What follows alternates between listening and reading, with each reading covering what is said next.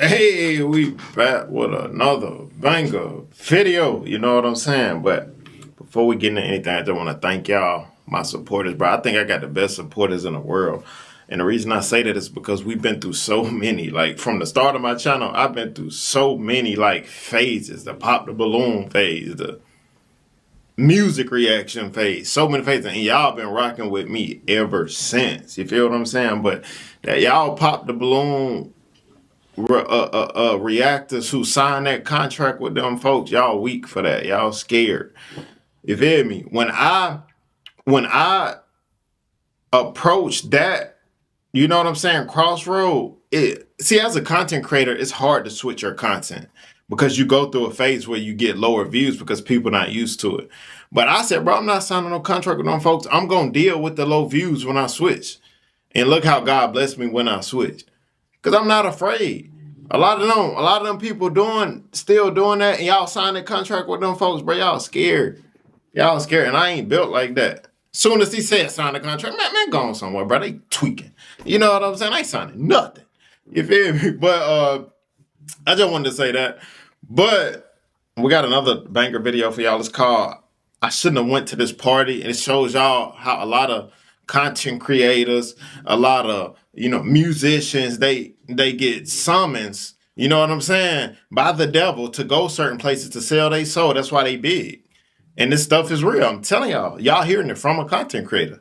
It's real, but y'all finna hear a story from a big time creator, and he gonna explain it to y'all. And he stopped doing content for 5 years because of it. But I ain't gonna hold y'all for too long. Let's get to the video, fam. So this story is the reason I stopped making content for 5 years. You guys remember when all those Vine stars and skit Instagrammers moved to LA in like 2015-ish? So I wasn't a huge creator at the time, but I was there and around it all as all of that stuff was happening. I moved from Chicago to LA 3 weeks after high school with like $2,000 in my pocket that I saved up working at Steak and Shake with this other aspiring creator named David. I was much more into editing and being behind the camera at that time, and he was much more into Vine and vlogs and being on camera. That time of our lives was absolutely crazy. Everybody was broke, posting anything we could onto YouTube to get some attention. I happened to get a spot at the now notorious 1600 Vine Apartments, and David got a spot a little bit closer to USC. Everyone was collaborating with everyone, and it was the era of clickbait YouTube. And to be honest, it was extremely fun for the first few months, until Hollywood started to notice that influencers were the next big thing, and that the landscape of the industry was changing. And we started to get invited to more exclusive parties and events, where it seemed as if old Hollywood was almost grooming new Hollywood. And there was rumors of this one gathering that was happening on a monthly basis, where it seemed like anybody that got invited saw a massive jump in their numbers, secured huge brand deals right after attending. But apparently this gathering worked on a buddy system. Someone had to vouch for you and bring you as a guest. And by blind luck, me and David ended up getting invited. Some talent agents saw me and David shoot a silly skit at a random party. He didn't invite us that second, he just told us that he saw something special in us and took our contact information. And listen, people do that all the time in LA, but this guy had a different feel to him. He wasn't trying to convince us he had connections or hype himself up like everybody else does. He was just super calm and had a sharp way of speaking that demanded respect. He was extremely brief, and after getting our numbers, he just said, "Look out for the invite," and walked away. And this is where it gets weird. I never gave this guy my address, I only gave him my number, but I ended up getting an invitation by letter. And at the time, I thought that that was so cool. But in retrospect, as an adult looking back at it, that alone was a huge violation of privacy and a major red flag. But at the time, when I tell you I was absolutely buzzing with excitement. That's because he wasn't human. If y'all seen that video I did not too long ago, he wasn't human. You know what I'm saying? He was not a human being. He was dead. The guy was dead inside.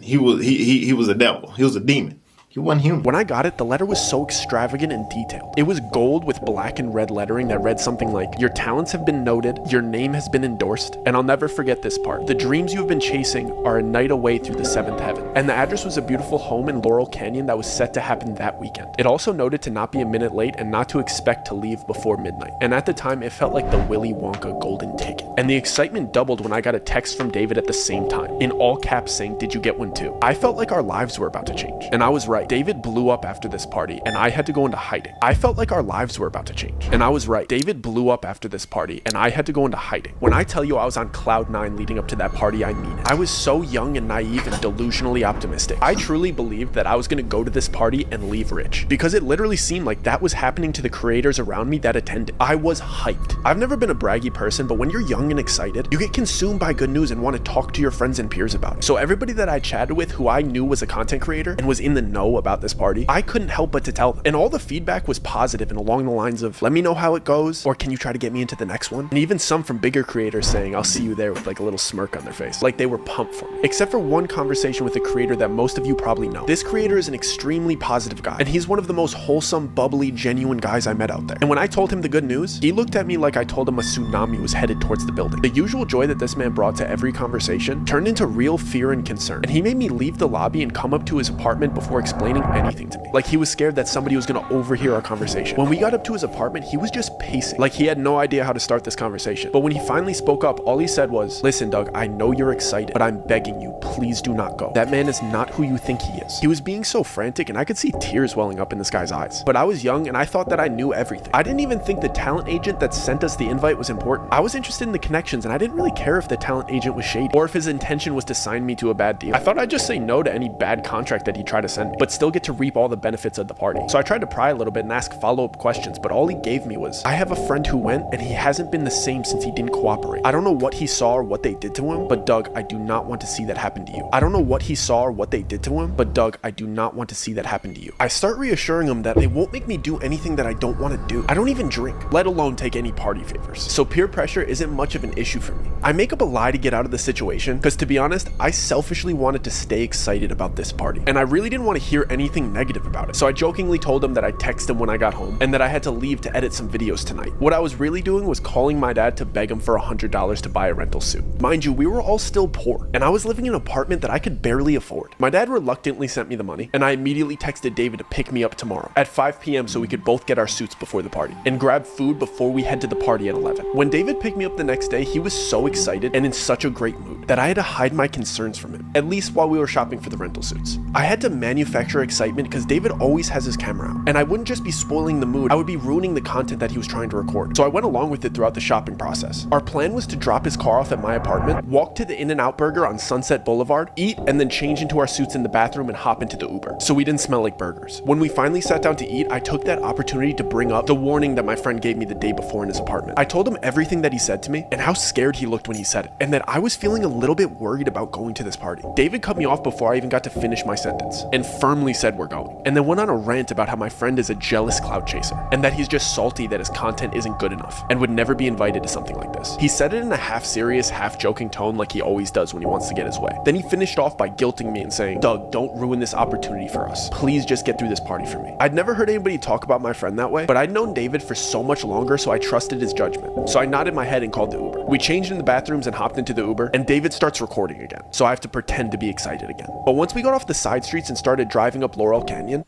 Hey, if y'all still here, watch to the end. Watch when they get to the party, though.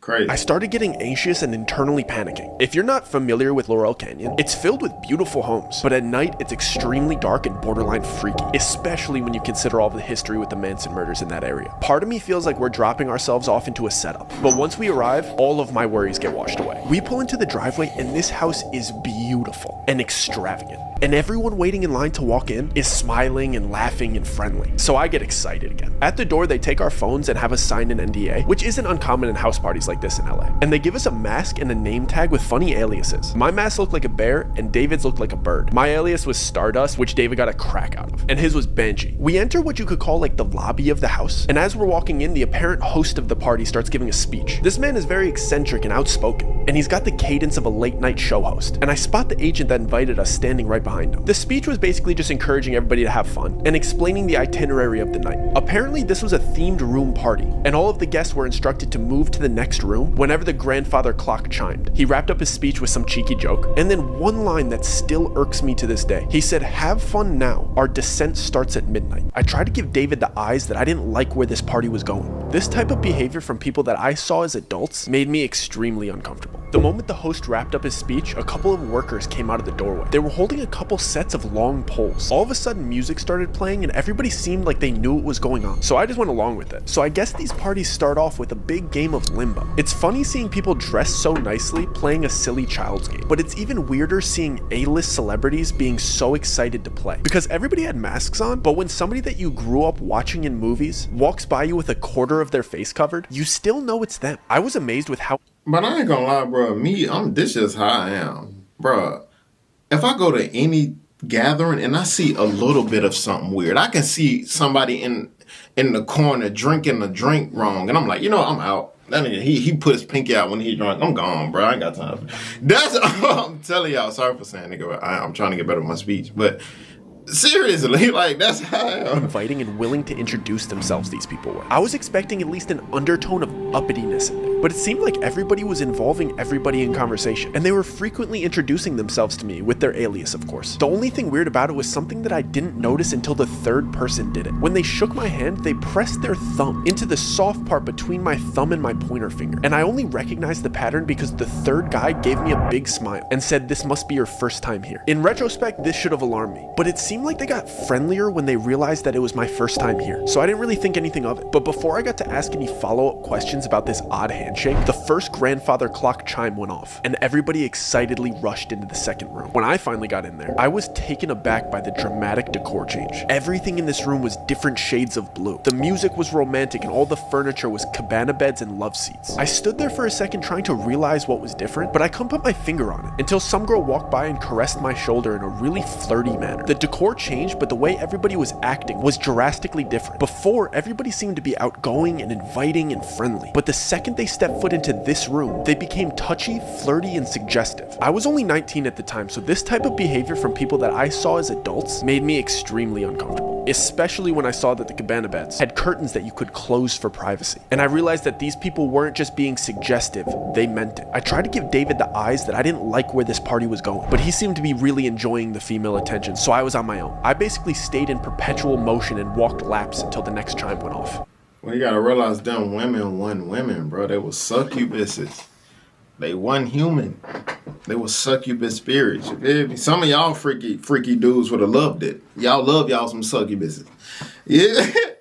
So I didn't have to sit next to anybody for too long and let them get too comfortable. The clock finally went off and everybody rushed to the next room immediately. The weirdest part was the people that were in the private sections didn't even bother redressing except for the mask. I was in no rush to get to the next room, but I could see into it over the crowd of everybody's head. The walls were bright orange, but the smells that were wafting in from that room were amazing. And when I finally got in there, it was like the Hogwarts feast. It was table after table of the most delicious spreads I've ever seen. There was full tables for seafood, full tables for meats, full tables of sushi, and an entire wall of spirits. I almost started enjoying myself again, until I saw the way these people were treating this food. They were disrespectfully biting chunks out of delicious prime rib roasts. They were just shoving copious amounts of high-grade sashimi into their mouths and eating caviar like it was cereal. The way that they were just grabbing with their hands and just spitting out things that they didn't like onto the floor ruined my appetite. At this point, I wanted nothing to do with these people. At this point, I wanted...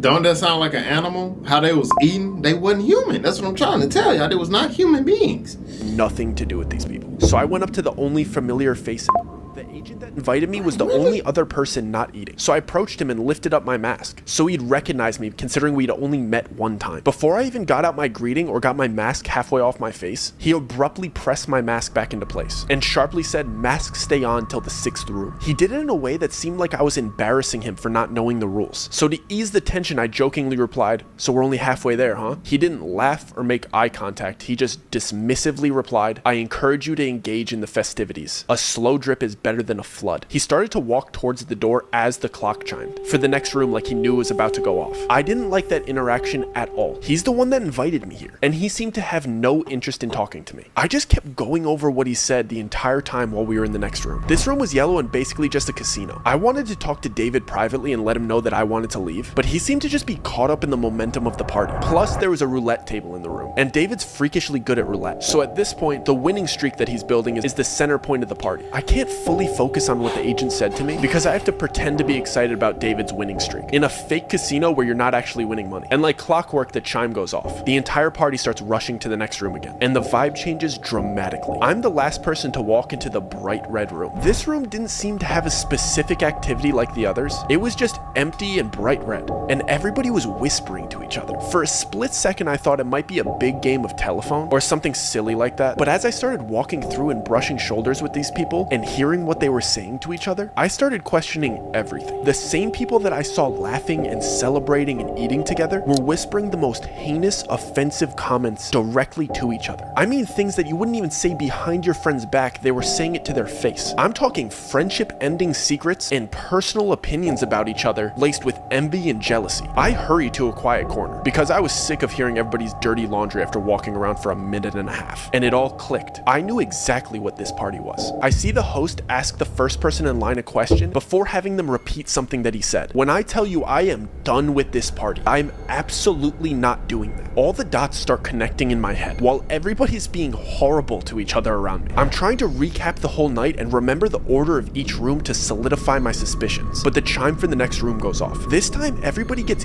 eerily quiet and calm, like they got all of their venom out. The host of the party announces for all of the newcomers to come to the front. All of the attendees form a single file line in front of the next room's door. There's about 10 other newcomers in front of me and David, and the agent that invited us is standing to the left of the door, and the host of the party is standing to the right. The host has a pile of books on the table next to him. I see the host ask the first person in line a question and then grab a book based on his answer. He would present the book to the person and place a diamond-shaped metal symbol on top of it before having them repeat something that he said. Then he'd take their mask off and let them in. Wait, diamond-shaped metal? Ain't that's what Jay-Z be putting up? Y'all be worshiping them devil worshipers. Beyonce, all them witches, and y'all worship them. Well, not the 200 family, but y'all know who I'm talking about. Cardi B and all these people. Y'all worshiping people. They can't save you. They cannot save you.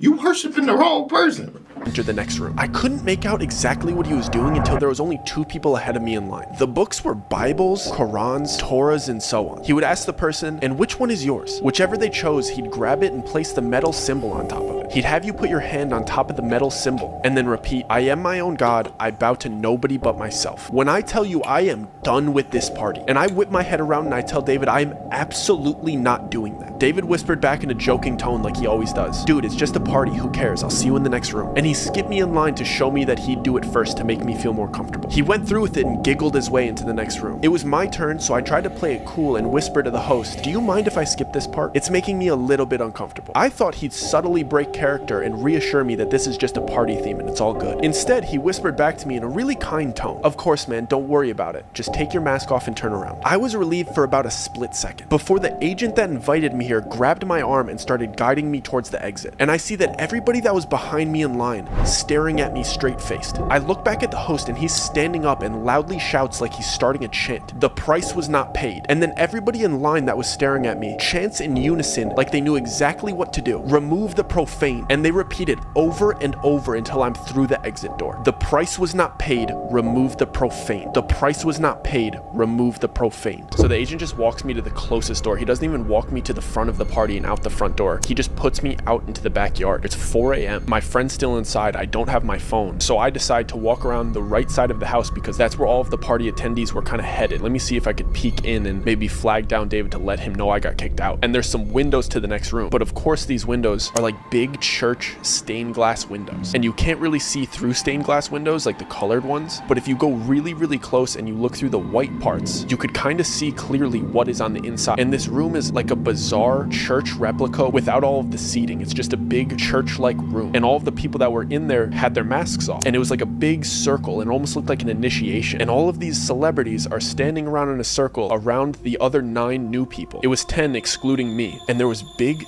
TV grade cameras recording, and it looked like the group of celebrities and everybody else that was there was kind of cheering them on. But then there was clearly people in there that were much more serious and kind of threatening, and the 10 new people were in the middle of this room being forced to do horrible things that I wish I could unsee. And the new people clearly didn't want to do these things. They were being forced to do these things, and they were clearly recording it. And I see my friend being forced to do these horrible things in front of these people and in front of these cameras. I just start panicking. I don't know what to do. So in my head, I'm like, I just need to get out of here. So I start speed walking to the front of the house, and I'm thinking I need to get out of this gate. There's only one street. We're on Laurel Canyon, so it's either I go left and start running towards Studio City, or I go right and start running towards West Hollywood. I'm not about to go knock on other people's doors. I'm just trying to get back to like civilization. And I'm trying to remember if we're closer to Studio City or if we're closer to West Hollywood. I don't even know. As I get to the front of the house, one of the employees is standing there, and he's standing in front of a car, and he has my phone. I'm not sure if he knows that I just saw everything, so I'm kind of standing there deer in headlights, but he just politely goes, here's your phone and here's your ride. Don't worry, the driver will take you home. So I take my phone and I sit in the car and I'm trying to gauge to see if this driver has any malicious intent, but he doesn't seem to. And within the first 3 minutes, I know that they don't think I saw anything. They were just getting my stuff prepared and my car prepared to take me home, because they're under the impression that I didn't see anything too bad, and I got kicked out before any horrible things started happening to people inside of this party. So I get in the car and I'm checking my phone. My phone was fully charged when I got here, so I don't know what they did, but my phone won't turn on. I have to sit through this 30-minute car ride. One of my best friends is back at this party getting mistreated and recorded doing horrible things, and I can't tell anybody. So I get through this 30-minute horrible, suspense-filled car ride, thinking about all of the people that were so nice to me inside of this party.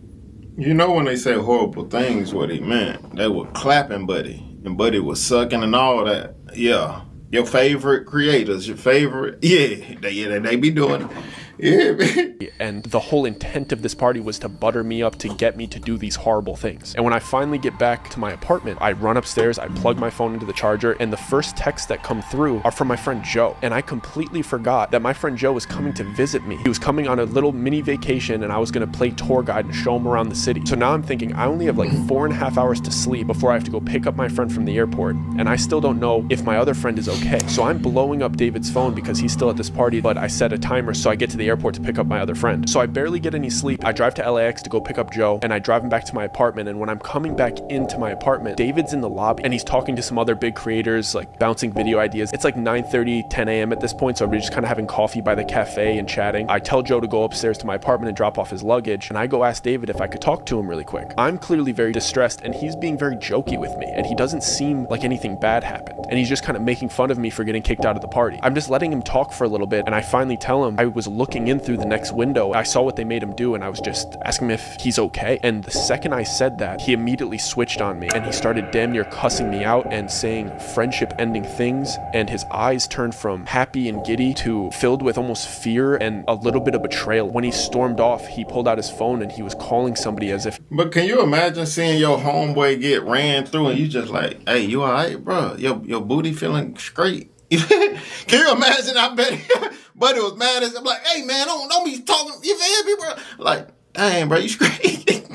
Can you imagine that, bro? He was like reporting something back to them. I immediately start freaking out. I assume that he's telling them that I saw what they did. And now I have my friend upstairs who thinks he's just on vacation when I just saw hyper successful, rich people doing unspeakable acts, and they have all of the resources to come after me. They know where I live, and David isn't even on my side because the dirt that they have on him now. I have to pretend that everything's okay to Joe because he flew all the way out here for a vacation, and I don't even really know how bad the situation is. I don't even know how to tell him about everything that happened the night before. And I promised Joe that we're going to go to Runyon Canyon this morning. So he goes and changes into hiking gear, and I drive him over to Runyon Canyon. We do the hike for a few hours, and when we come back and I check my mail, there's another letter from these people, and I take it to the bathroom because I don't even want Joe to see it. And it's a screenshot of the surveillance footage of me looking in through the window and a little handwritten note, just a reminder of the worst mistake you've ever made. Curiosity killed the cat. And I start freaking out. I know that David just betrayed me and told them that I saw, and now they have proof that I saw. Now I'm just a walking liability to them, and now they're threatening me and that was the worst mistake that I've ever made, and insinuating that curiosity killed the cat. I'm the cat, but it's still not enough to tell Joe about what happened. So I just go on with this charade, and I'm just playing tourist, bringing my friend around the city. And the first day, nothing happened. And to this day, I firmly believe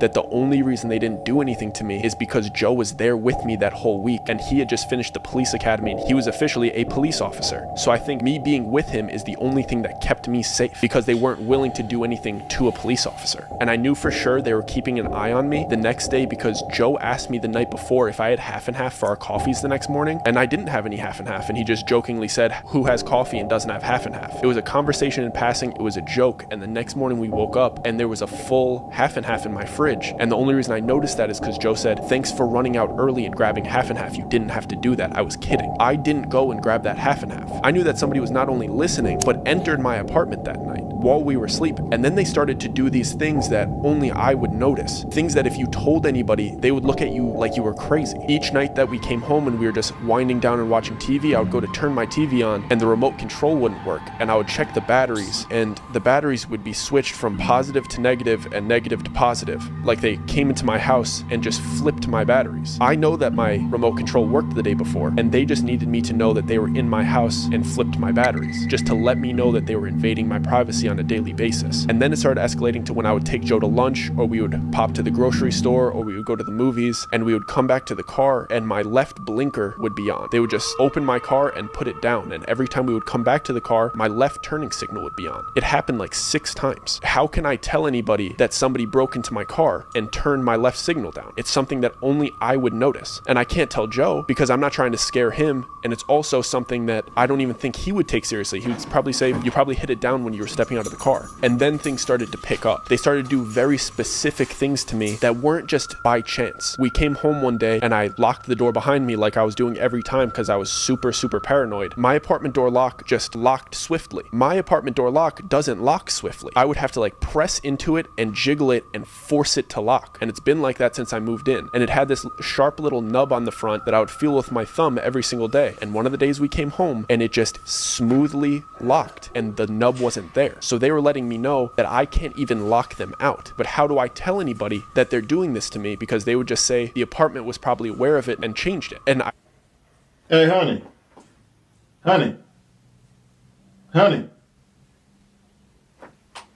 I still wasn't able to tell Joe because I would think that he would come to the same conclusion. But then the next day, we go to the car to go to breakfast, and we get into my old car that I've had for 5 or 6 years at the time, and I grab my gear shifter and I go to pull it into reverse, and it smoothly goes from park to reverse. And my gear shifter doesn't smoothly go from park to reverse. You have to wiggle it in a certain way. You have to press the button with your thumb in a certain way to get it into reverse. I only know this because I drove this car every single day for 5 years, and this gear shifter is pretty much broken. It's an old car. And that morning I got into my car and it smoothly went from park to reverse, and the wooden finish on the gear shifter was different. Mine had scratches on it and this one was brand new. So they were telling me not only are they able to just break into my car and turn the left signal down, they're also willing to manipulate my car. Now I know for sure Joe isn't safe either, and me not telling him these things puts him into danger because I'm driving him around in this car. And if they could change my gear shifter, why wouldn't they be able to cut my brakes? So I basically just break down and I have to tell Joe everything from start to finish about this weird party with this weird agent and the little things that I've been noticing all week, and that this was the last straw. And Joe believed me because we used to drive around in my car together all of the time, and sometimes he would drive my car, and he made me promise that I did not get that fixed. The gear shifter was still broken yesterday and it's fixed today, and I didn't do that. So that won him over, and he basically said, we need to get out of here. It shook him too. He didn't like the idea of these people in the house. When I told him I didn't get the half and half, when I told him all of these things that were adding up over the last couple days, it freaked him out. And he's like, bro, we got to go back to your apartment. We got to get your stuff. We got to get you out of here. Then my entire world is shattering. I moved out here and all of these things were going great. Hey, honey, can you shut that door for me? I got a little bit more left. Huh? I got a little bit more left. This is a long video.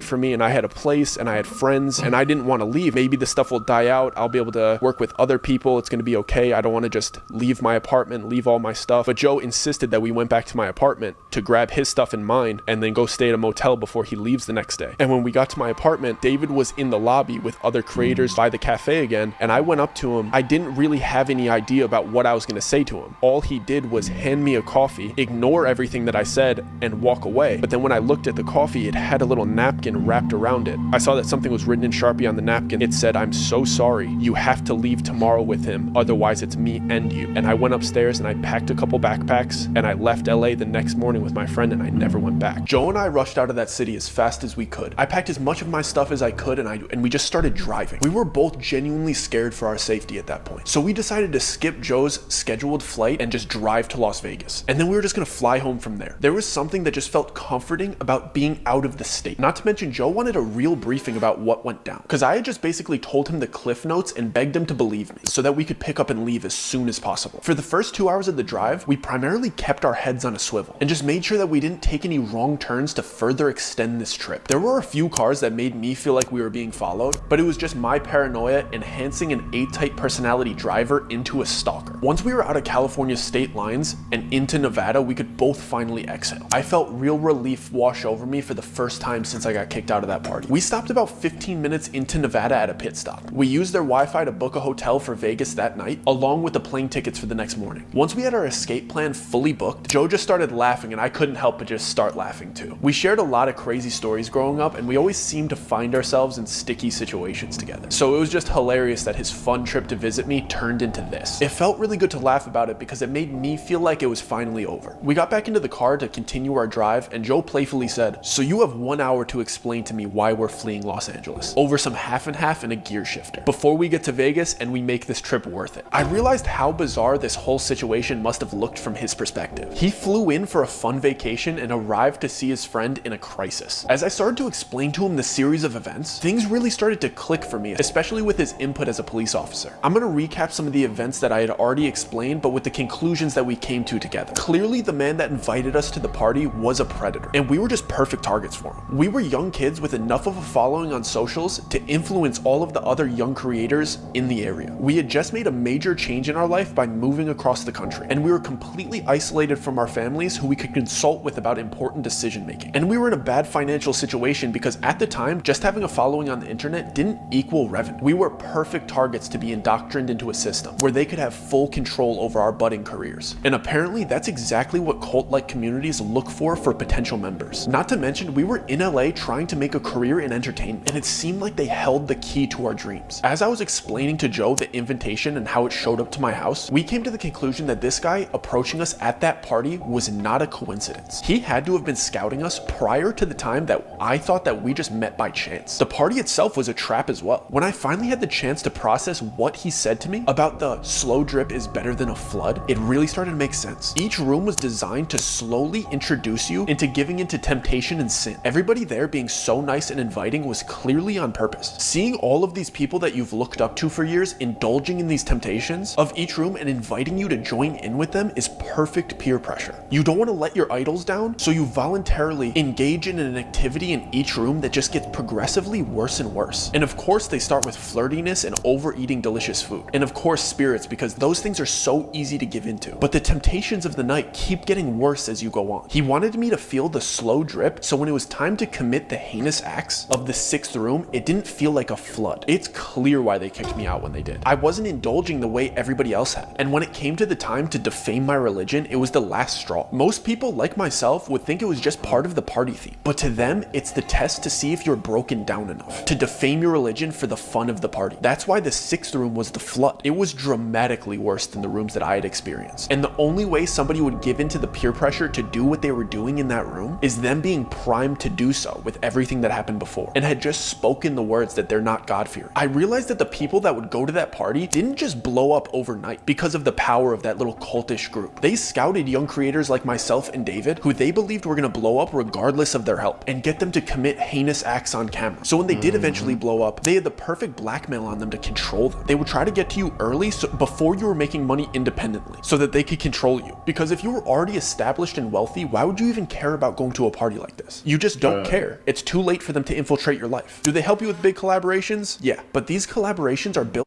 But no cap, that's kind of like how it was for me. See, when the devil came to me and offered me a deal, he came to me right before my channel was about to blow up. See, God was gonna bless me anyway.